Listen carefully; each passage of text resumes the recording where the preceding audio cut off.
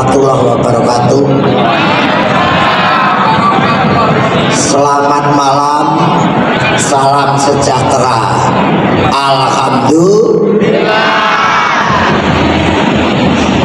Kembang menur, kembang cempaka, Jawa Timur semakin jaya. Duit rambutnya gondrong, randuwe duit. Jawa Timur saya misuwur rakyate tentrem adelan.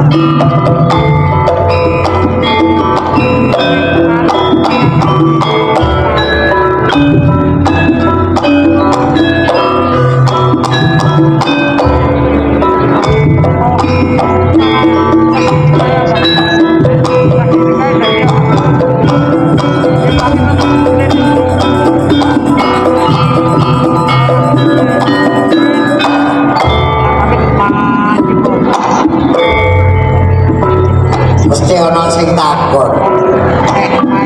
Ludruk iki po iji ana Jawa Timur. Lho ya apa? Gresik, Lamongan, Sidoarjo. Sampai Mojokerto. Tanggapan sing laris.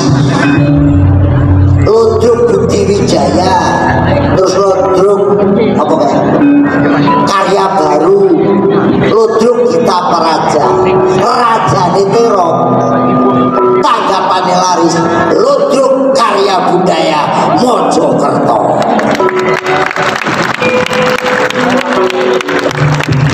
Matur nuwun, Jatim Expo dalam rangka untuk memasarkan produksi UMKM Jawa Timur digelar no Jatim Expo kene.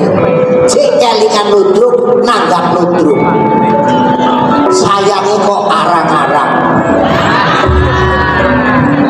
Padahal pariane wong Jawa Timur ono. Wayah magrib nabuh beduk, menyangkali nyangkingo timbo. Mumpung sing urip sregepo nanggap ludruk, nek mati munggah swarga. Allahumma amin. Nek sampeyan urip gak nanggap ludruk wong Jawa Timur, rugi. Sing rugi ya ludruke. Ora sampeyan tok. Saiki ludruk universitas ana ludruk, SMU ana ludruk, SMP ana ludruk, apa meneh dinas pariwisata budaya Jawa Timur tetep ngembangno ludruk. Tapi ngene-ngene iki ya aja diilangi. Ana sing nom ya ana sing tuwek. Tandhae sing ayu-ayu ya akeh. Tapi sing wis tuwek iki yo didopeni. Bosok. Dagelan Jawa Timur iki. Ubune ya karek kiro iki. Kene wis kena asam urat. Asam urat. Tapi ra apa-apa. Ayo dep metu dep. Waktune terbatas. Tak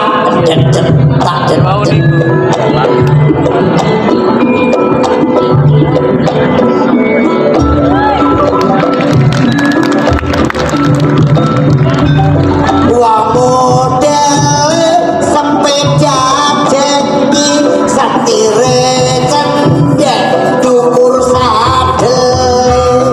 Wah model arek wedok saiki sayae cendek etok sadel.